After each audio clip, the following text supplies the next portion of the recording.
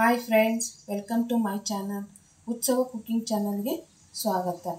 ಇವತ್ತು ಸಿಂಪಲ್ಲಾಗಿ ಬೇಳೆ ಸಾಂಬಾರು ಯಾವ ಥರ ಮಾಡೋದು ಅಂತಂದು ತೋರಿಸ್ತಾ ಇದ್ದೀನಿ. ಇವಾಗ ಒಂದು 10ರಿಂದ 12 ಹಸಿಮೆಣಸಿನ್ಕಾಯಿ, 4 ಟೊಮೆಟೊ, ಸ್ವಲ್ಪ ಬೇಳೆ ತೊಗೊಂಡಿದ್ದೀನಿ. ಈಗ ಬೇಳೆ ತೊಳೆದು ಕುಕ್ಕರಿಗೆ ಹಾಕೋಣ. ಇವಾಗ ಬೇಳೆ ತೊಳೆದು ಇಟ್ಕೊಂಡಿದ್ದೀನಿ.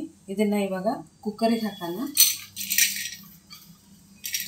ಹಸಿಮೆಣಸಿನ್ಕಾಯಿ ಮತ್ತು ಟೊಮೆಟೊನೂ ಸಹ ತೊಳೆದು ಇಟ್ಕೊಂಡಿದ್ದೀನಿ. ಹಸಿಮೆಣಸಿನ್ಕಾಯಿನ 1ರಿಂದ 2 ಈ ಥರ ಕಟ್ ಮಾಡಿ ಹಾಕ್ತಾ ಇದ್ದೀನಿ. ಇವಾಗ ಟೊಮೆಟೊ ಕೂಡ ತೊಳೆದು ಹೆಚ್ಚಿಟ್ಕೊಂಡಿದ್ದೀನಿ. ಇದನ್ನು ಕುಕ್ಕರಿಗೆ ಹಾಕೋಣ. ಈಗ ಕುಕ್ಕರಿಗೆ ಬ್ಯಾಳಿ ಬೇಯಿಸೋಕ್ಕೆ ನೀರು ಹಾಕಿ ಸ್ವಲ್ಪ ಅರಶಿನ ಹಾಕೋಣ. ಕುಕ್ಕರ್ನ 2 ವಿಸಿಲು ಕೂಗಿಸ್ಕೊಳ್ಳೋಣ. ಈಗ ಸ್ಟವ್ ಹಚ್ಚಿ ಇಟ್ಟಿದ್ದೀನಿ ಕುಕ್ಕರ್. ಈಗ 2 ವಿಸಿಲ್ ಕೂಗಿಸ್ಕೊಳ್ಳೋಣ. ಈಗ ಬೇಳೆ ಬೆಂದಿದೆ.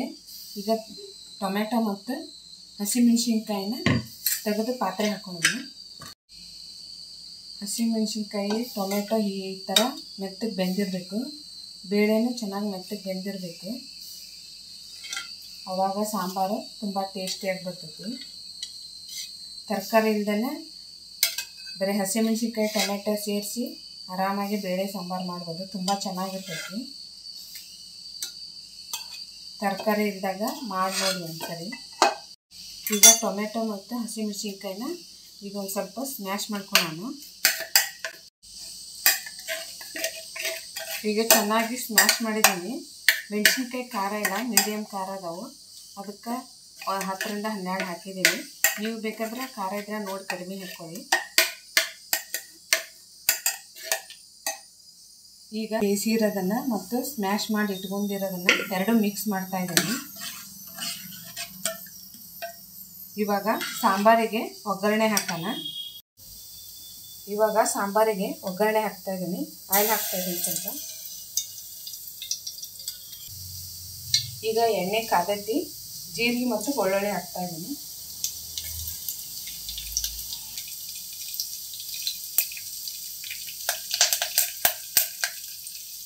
ಕರಿಬೇವು ಹಾಕಿದ್ದೀನಿ. ಈಗ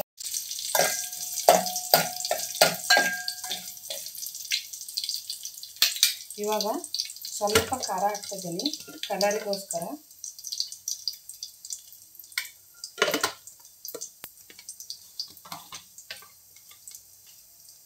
ಸ್ವಲ್ಪ ಸಾಂಬಾರು ಪುಡಿ 1 ಟೇಬಲ್ ಸ್ಪೂನು ಮತ್ತು ರುಚಿಗೆ ತಕ್ಕಷ್ಟು ಉಪ್ಪು.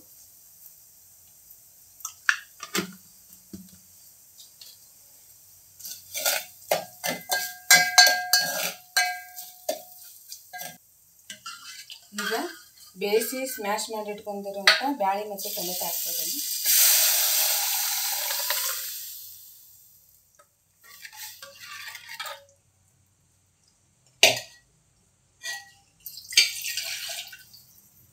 ಇವಾಗ ಇನ್ನೂ ಸ್ವಲ್ಪ ನೀರು ಹಾಕ್ತಾ ಇದ್ದೀನಿ. ನಿಮಗೆ ಸಾಂಬಾರು ಯಾವ ಥರ ಬೇಕು ನೋಡಿ ಹಾಕ್ಕೊಳ್ಳಿ. ನೀರು ಗಟ್ಟಿ ಬೇಕಾದ್ರೆ ಸ್ವಲ್ಪ ಹಾಕ್ಕೊಳ್ಳಿ, ತೆಳು ಬೇಕಾದ್ರೆ ಇನ್ನೂ ಸ್ವಲ್ಪ ಹಾಕ್ಕೊಳ್ಳಿ.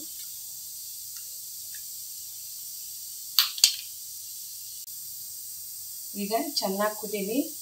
ಈಗ ತುರಿದಿರುವಂಥ ಒಂದು ಸ್ವಲ್ಪ ಹಸಿ ಕೊಬ್ಬರಿ ಹಾಕ್ತಾ ಇದ್ದೀನಿ. ನೀವು ಬೇಕಾದ್ರೆ ಹಾಕೋಬೋದು, ಇಲ್ಲಾಂದ್ರೆ ಹಾಗೆ ಬಿಡ್ಬೋದು, ಆಪ್ಷನಲ್. ಈಗ ಸಾಂಬಾರು ಚೆನ್ನಾಗಿ ಕುದೀತಾ ಇದೆ. ಈಗ ಕೊನೆಯದಾಗಿ ಕೊತ್ತಂಬರಿ ಸೊಪ್ಪು ಹಾಕೋಣ. ಈ ಥರ ಸಾರು ಮಾಡೋದ್ರಿಂದ ತುಂಬ ಟೇಸ್ಟಿಯಾಗಿರ್ತೈತಿ. ಫಾಸ್ಟಾಗಿ ಮಾಡ್ಬೋದು.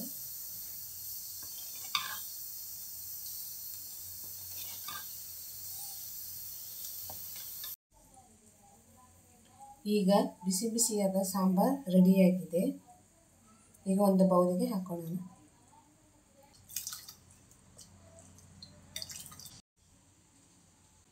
ಸಿಂಪಲ್ಲಾಗಿ ಈಸಿಯಾಗಿ ಯಾವ ಥರ ಬೇಳೆ ಸಾಂಬಾರು ಮಾಡಬೇಕು ಅನ್ನೋದನ್ನು ತೋರಿಸ್ಕೊಟ್ಟಿದ್ದೀನಿ. ತರಕಾರಿ ಇಲ್ಲದೇ ಆರಾಮಾಗಿ ಮಾಡ್ಬೋದು. ತುಂಬ ರುಚಿಯಾಗಿರ್ತೈತಿ. ನೀವು ಒಂದ್ಸತಿ ಟ್ರೈ ಮಾಡಿ ನೋಡಿ.